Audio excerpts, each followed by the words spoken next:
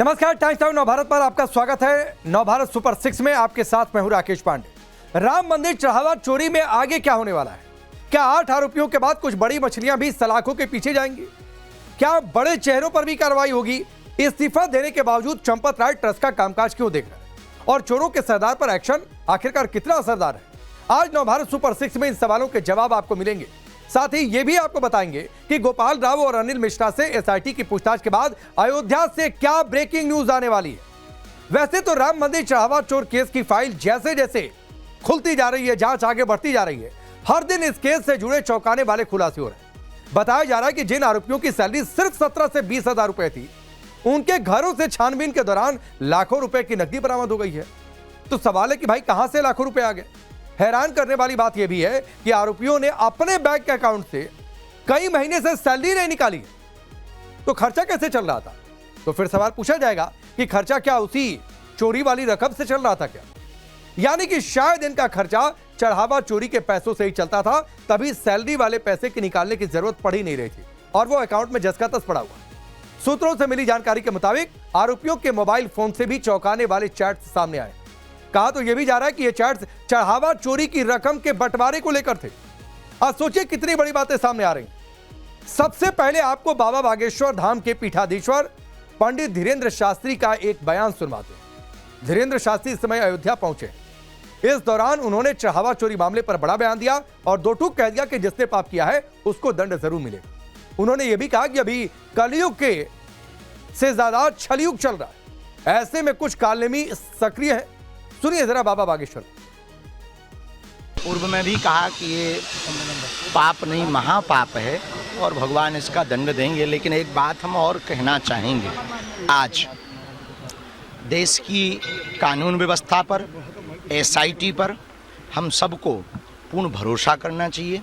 जांच चल रही है, निश्चित रूप से हमें इस देश के कानून पर, देश की सरकार पर भरोसा है। सभी आरोपियों को दंड मिलेगा। दूसरी बात और हम प्रार्थना करना चाहेंगे अपने बागेश्वर धाम से, वर्तमान का युग कलयुग से ज़्यादा छल युग चल रहा है। इस छल युग में सावधान रहना। वर्तमान समय में संतों पर, महंतों पर, मठों पर, मंदिरों पर प्रायोजित तरीके से, सुनियोजित तरीके से श्रद्धा घटाने के लिए एवं इनके ऊपर आस्था गिराने के लिए इस तरह के षड्यंत्र भी चल रहे हैं, जिसमें कुछ कालनेमी लोग भी सक्रिय हो गए। हमें उनसे सावधान रहना होगा, हमें उनसे सजग रहना होगा और हमें भरोसा है कि जिन जिन ने ये पाप किया उनको भगवान भी दंड देगा और एसआईटी और देश का कानून, यहाँ की सरकार दंड देगी और जांच जारी है। हर कोई मांग भी कर रहा है कि दंड ऐसी हो जो मिसाल बन जाए। जांच चल रही है, जांच कितनी असरदार ये नतीजों से पता चलेगा। लेकिन इस पूरे मामले में एक सरदार की भी चर्चा हो रही है। 8 आरोपियों के बीच ये सरदार कौन है? चलिए आपको वो भी समझा देते हैं। जांच के दौरान सबसे ज्यादा रकम अभी तक अविनाश शुक्ला के पास से बरामद हुई है। इसे ही चढ़ावा चोरों का सरदार कहा जा रहा है। अब ये अविनाश शुक्ला कौन है? आप तस्वीर देखिए, ये इस चेहरे को आप पहचान लीजिए। अविनाश शुक्ला कौन गुनहगार है इस चढ़ावा चोरी का? माना जा रहा है कि यही अविनाश शुक्ला सरदार है। दरअसल अविनाश शुक्ला के पास मंदिर में दान के रुपयों को कक्ष तक ले जाने और उसकी काउंटिंग की जिम्मेदारी थी। आरोप है कि यह दान में आए रुपयों की चोरी करता था और इसने इन रुपयों से अयोध्या के आसपास संपत्ति खरीदनी शुरू कर दी। पैसा आ रहा है तो कहीं तो इस्तेमाल करना था, तो प्रॉपर्टी बना।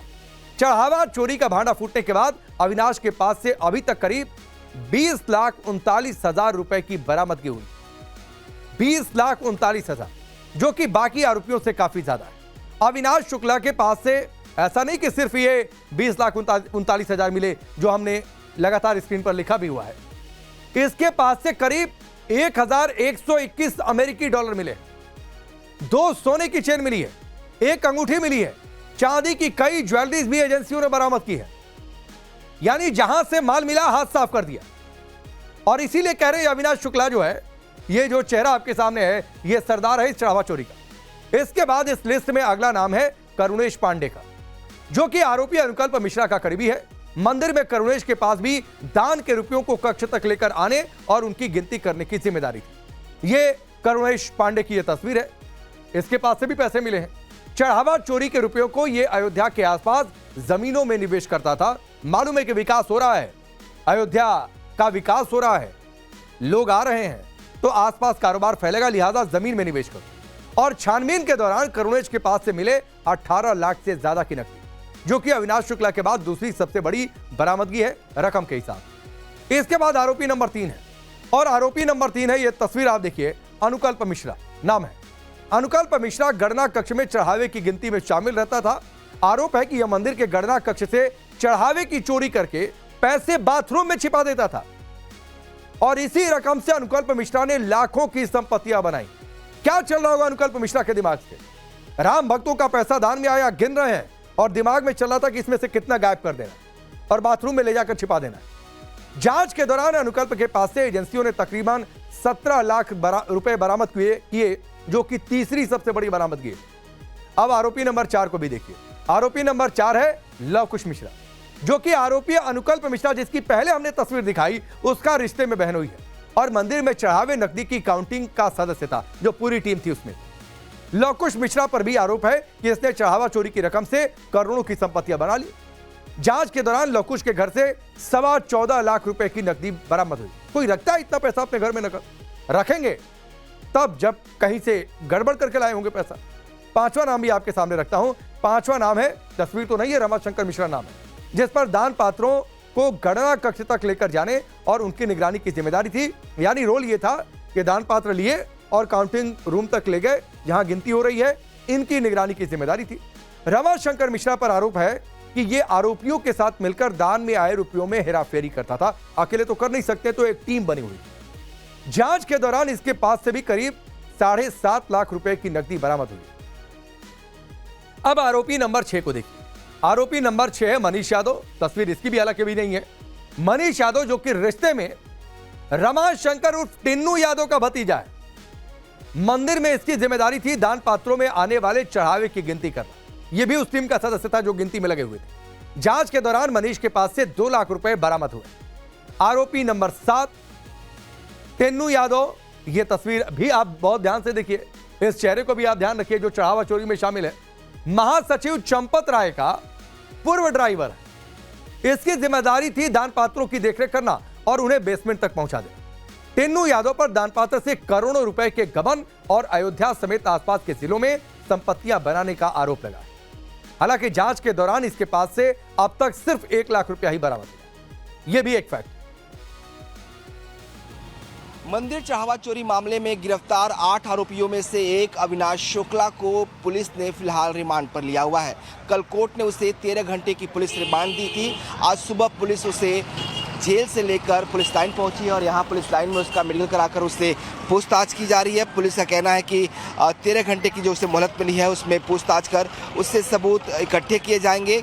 माना यह गया कि जिस तरीके से जो अभी तक दावे किए गए पुलिस की तरफ से, सबसे बड़ी बरामदगी जो है वो अविनाश शुक्ला के घर से ही हुई थी। करीब 20 लाख रुपए और 11 से 21 डॉलर भी उसके घर से बरामद हुए थे। लिहाजा पुलिस की जांच इस बात पर टिकी है कि ये जो पैसे बरामद हुए हैं उसके पास से, ये चोरी के पैसे वो मंदिर से बाहर कैसे ले आते थे, चोरी का पूरा जो मोडस ऑपरेंडी था वो कैसे था। माना जा रहा कि चूँकि मास्टरमाइंड फिलहाल पुलिस इसे मानकर चल रही है, क्योंकि बरामदगी सबसे ज़्यादा इसके पास से हुई है। लिहाजा उससे पूछताछ करेगी। कुछ एविडेंसेस कलेक्ट करने हैं। जो सोर्सेज दावा कर रहे हैं कि पुलिस ने कल जब कोर्ट में इसके रिमांड के लिए एप्लीकेशन लगाई थी, तब कहा था कि उन्हें एक मोटरसाइकिल बरामद करनी है जो इसके प्रतापगढ़ वाले आवास पर है। लिहाजा संभावना इस बात की भी है कि आज रिमांड पूरी होने से पहले पुलिस इसे इसके गाँव प्रतापगढ़ भी ले जाए और वहाँ ले जाकर भी जो बरामदगी है मोटरसाइकिल की वो कराए। उसके बाद इसे देर रात करीब 10 बजे जो है वापस जेल भेजना होगा, क्योंकि 13 घंटे की रिमांड है। लिहाजा पुलिस इस थोड़े से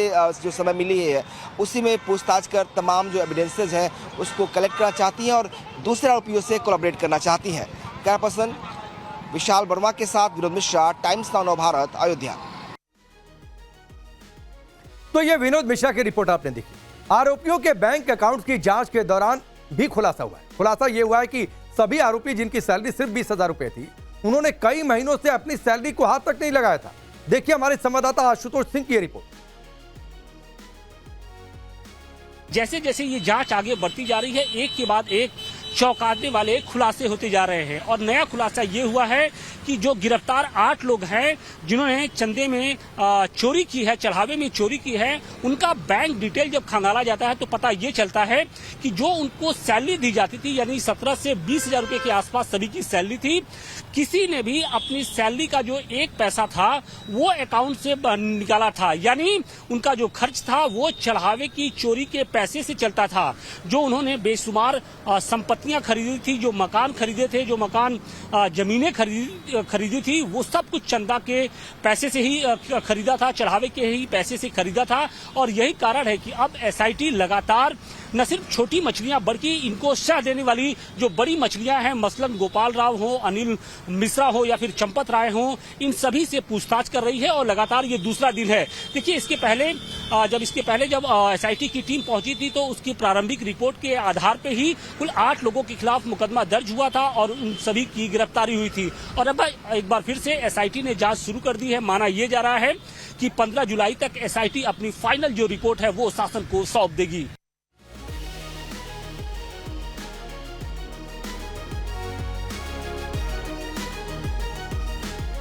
तो रामलला के गुनहगारों का हिसाब होगा और हिसाब होगा। एसआईटी जांच कर रही है, आगे भी जो संभव होगा कार्रवाई होगी। लेकिन ये जो चेहरे हैं आपकी टेलीविजन स्क्रीन पर, इन चेहरों को आप ध्यान से देखिए।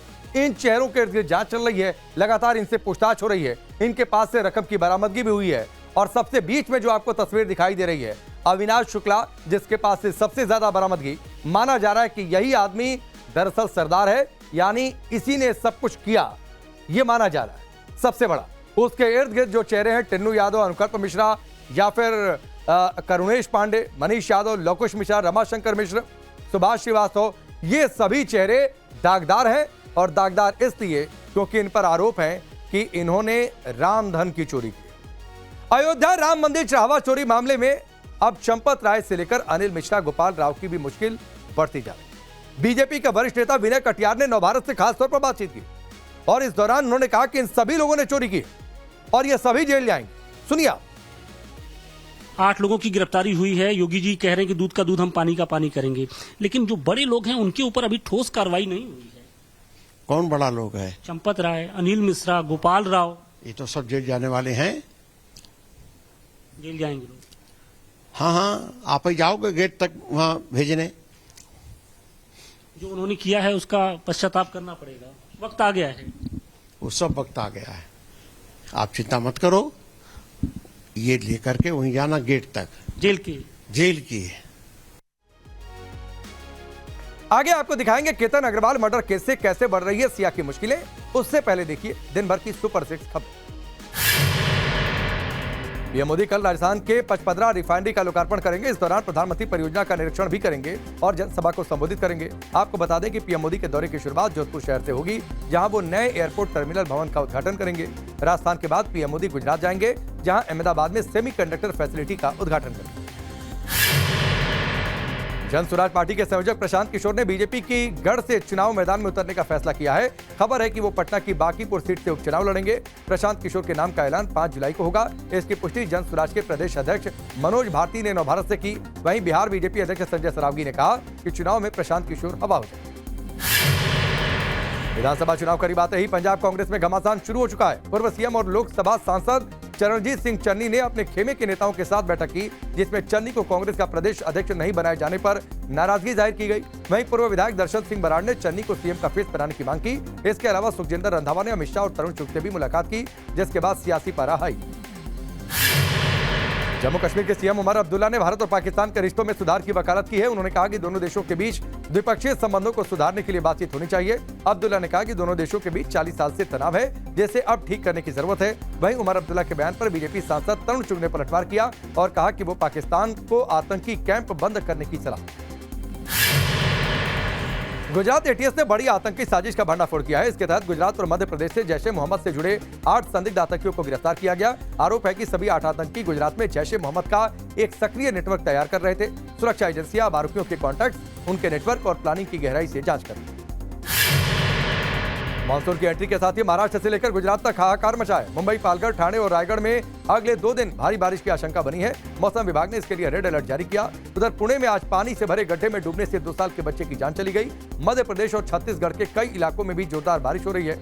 गुजरात के कई इलाकों में भी बाढ़ जैसे हालात हैं।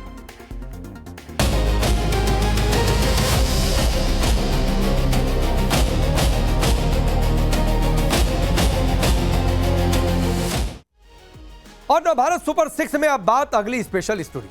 पुणे के केतन अग्रवाल मर्डर केस में आरोपी मंगेतर सिया गोयल से पुलिस हर एक राज उगलवाने की पूरी कोशिश कर रही है। कभी हादसे वाली जगह तो कभी धक्का देने की प्रैक्टिस वाली जगह पर उससे लेकर जाया जा रहा है। इस बीच अब पुलिस ने सिया का लाई डिटेक्टर टेस्ट करने की भी तैयारी कर ली ताकि जांच को प्रभावित करने वाले उसके किसी भी झूठ को आसानी से पकड़ा जा सके। दरअसल सिया गोयल ने अपने मंगेतर और रियल एस्टेट कारोबारी केतन अग्रवाल की हत्या के मामले में पॉलीग्राफ टेस्ट कराने के लिए अपनी सहमति दे दी और यह फैसला इसलिए भी लिया गया क्योंकि घटना के इतने दिन बीत जाने के बाद भी पुलिस को मामले से जुड़ा कोई आई विटनेस नहीं मिला। सीधे तौर पर सिया और चेतन की कथित साजिश साबित करने के लिए पुलिस के पास कोई ठोस सबूत नहीं। ऐसे में अब पूरी जांच डिजिटल एविडेंस पर आकर टिक गई, जिसमें कॉल रिकॉर्ड, मोबाइल डेटा और क्राइम सीन रिक्रिएशन के जरिए जांच को आगे बढ़ाया जा रहा है।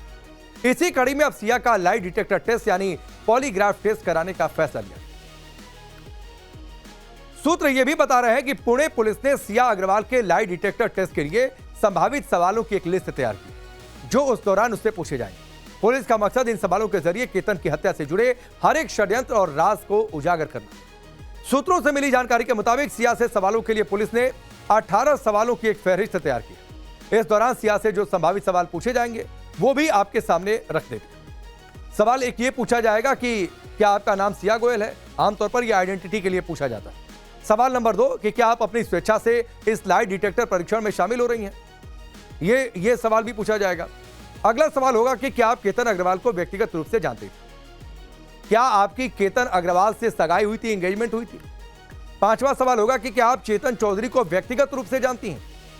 क्या जून 2026 के दौरान आपका चेतन चौधरी से नियमित संपर्क था। क्या आप 18 जून 2026 को लौगढ़ क्षेत्र में गई थे।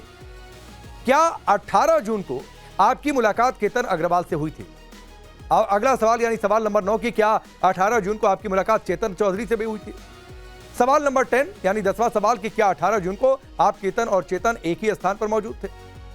क्या आपने 18 जून से पहले केतन को लौगढ़ जाने के लिए कहा था। क्या आपने 18 जून से पहले चेतन चौधरी के साथ लौगढ़ जाने की कोई योजना बनाई थी। 13वां सवाल कि क्या घटना से पहले आपने केतन की लोकेशन या गतिविधियों की जानकारी चेतन चौधरी के साथ क्या साझा की थी। क्या 18 जून को लौगढ़ में केतन अग्रवाल के साथ किसी प्रकार की कोई शारीरिक झड़प हुई थी क्या। सवाल यह भी पूछा जाएगा कि क्या आपने केतन अग्रवाल को किसी भी प्रकार से धक्का दिया था। क्या आपने किसी अन्य व्यक्ति को केतन अग्रवाल के साथ बल प्रयोग करते हुए देखा। क्या घटना के बाद आपने इस मामले से जुड़ा कोई चैट, मैसेज, कॉल रिकॉर्ड या फिर डिजिटल डेटा क्या आपने फोन से आपने रिमूव किया। सवाल यह भी पूछा जाएगा कि क्या आपको केतन अग्रवाल की मृत्यु के वास्तविक कारण या परिस्थितियों की ऐसी जानकारी है जो आपने अभी तक एजेंसियों को नहीं बताई है, साझा नहीं की है। आप इन सवालों का आप सीक्वेंस समझिए शुरुआत से, यानी आइडेंटिटी से लेकर आखिर तक, ताकि एक एक बात दूध का दूध पानी का पानी हो सके और पूरा एक सीक्वेंस एस्टेब्लिश हो सके सच का। इस बीच नवभारत की टीम ने आरोपी चेतन चौधरी के चाचा से भी बातचीत की। उनके मुताबिक परिवार को चेतन और सिया की दोस्ती के बारे में कोई जानकारी नहीं। इस दौरान उन्होंने यह भी कहा कि अगर कोई गुनहगार है तो उसे सजा जरूर मिलनी चाहिए। एक वीडियो भी वायरल हो रहा है सिया के साथ उसका, वो एक क्रिकेट मैच मार्केट में वो मैच जो हुआ था उसमें दोनों भी एक साथ दिख रहे हैं। क्या दोनों की दोस्ती थी, ऐसा कुछ। वही देखिए दोस्त हमने तो देखा नहीं उनका, हमने उनको कभी साथ में नहीं देखा। वो भी अभी वायरल हो रहा है वीडियो, अभी समझ में आ रहा है कि अभी वो ड्रेस पहने हुए क्रिकेट की, तो उधर हमने नहीं देखा। हम गए नहीं, हम कोई हर दिन रोज मैच होता था, हम हर रोज तो जाते नहीं थे, खाली संडे के छुट्टी के दिन हम देखने को जाते थे। पर कभी सिया और चेतन कभी आपको एक साथ दिखे नहीं। हमारे घर में परिवार में हमारे बीबी, हमारे भाई, दूसरे भाई, किसी ने कभी चेतन को नहीं देखा। कभी शॉप पर आई थी वो, कभी चेतन सिया को कभी साथ में नहीं देखा।